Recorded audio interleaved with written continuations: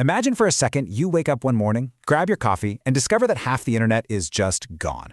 No social media, no streaming, no news. You can't even buy anything online. Well, on October 21st, 2016, that wasn't a hypothetical. That's exactly what happened to millions of people. Today, we're unmasking the ghost in the machine that made it all happen, a botnet called Mirai. I mean, just look at this list. It's a who's who of the internet. Twitter, Netflix, Amazon, Spotify, Reddit, PayPal.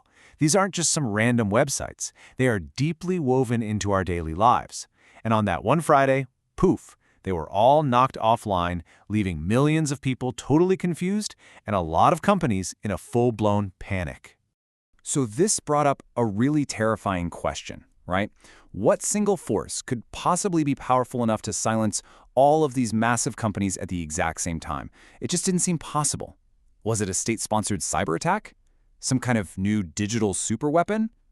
The investigation was officially on. So first, let's just dive into the pure chaos of that day. You have to understand, this wasn't some minor glitch that lasted a few minutes.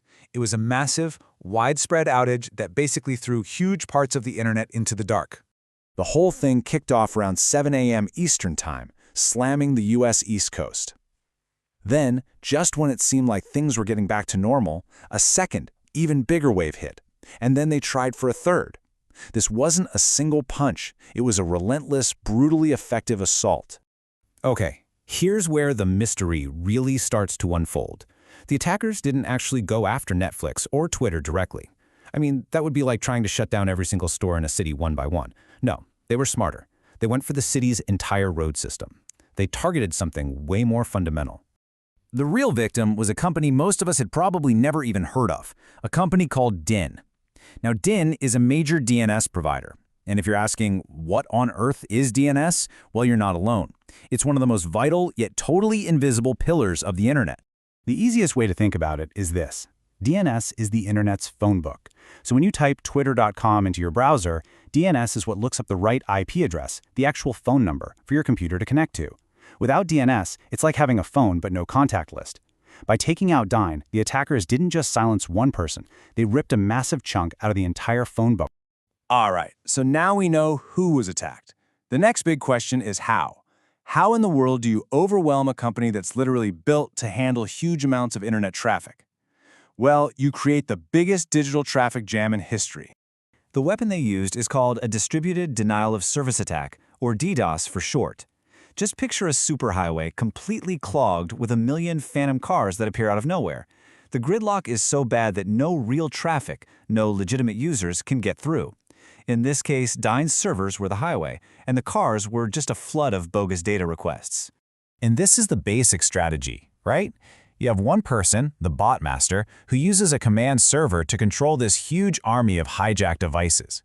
Each little device sends a tiny bit of traffic to the victim. But when millions of them do it all at once, it becomes a tsunami that's pretty much impossible to stop. But that just leads to the biggest question of all. Where did these attackers get a hold of an army of millions of devices to launch this thing? The answer, it turns out, was both completely shocking and weirdly kind of boring. The scale was just mind-boggling. DIN said they saw malicious traffic coming from tens of millions of unique IP addresses. That's bigger than anything anyone had ever seen before. This wasn't just an army, it was like an entire nation-state's worth of bots. The secret to this colossal army wasn't hidden in some sophisticated data center or a foreign military bunker. Nope, it was much, much closer to home. The ghost army was hiding in plain sight, inside our own houses and offices. Yep. The attackers weren't your typical computers. They were things. You know, the Internet of Things. We're talking security cameras, home routers, printers, even baby monitors. These everyday smart devices were the perfect soldiers. Because, let's be honest, they're often built for convenience, not security. They ship with super simple, easy-to-guess default passwords and almost never get security updates. So now we can finally put a name to the face of our culprit. The software that built this ghost army is a piece of malware called Mirai.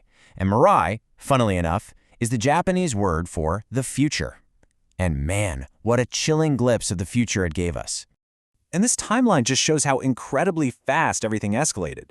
Mirai first pops up in August 2016. By the end of September, its source code is just released online for anyone to grab. And less than a month after that, it's used to launch the biggest attack the internet had ever seen. The speed was just terrifying. So how did this supposedly sophisticated malware work? Well, this is the scary part. It was brutally, almost laughably simple. Mirai just scanned the internet for devices and tried to log in using a list of about 60 of the most common factory default usernames and passwords. Stuff like admin and password. It was less of a sophisticated break-in and more like just walking around and finding tens of thousands of unlocked front doors. Digging into the code actually revealed some pretty fascinating clues about its creators. Mirai had this hard-coded blacklist. It was programmed to specifically not infect networks that belong to the Department of Defense, the Postal Service, and big companies like GE and HP. It seems pretty clear the authors did not want to poke certain very big bears. And the malware, it turns out, had a bit of a personality, a ruthless one.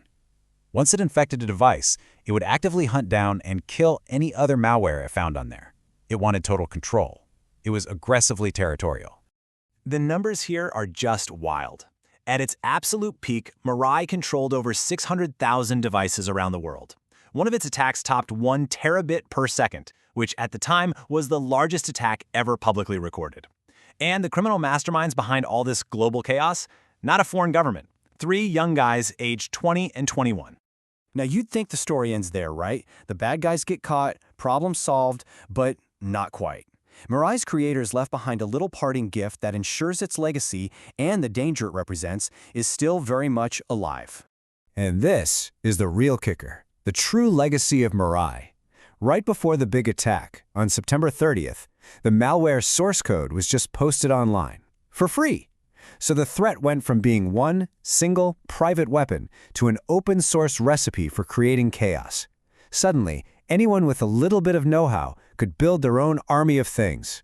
As one security report put it, releasing the code into the wild opens the door for future botnet attacks.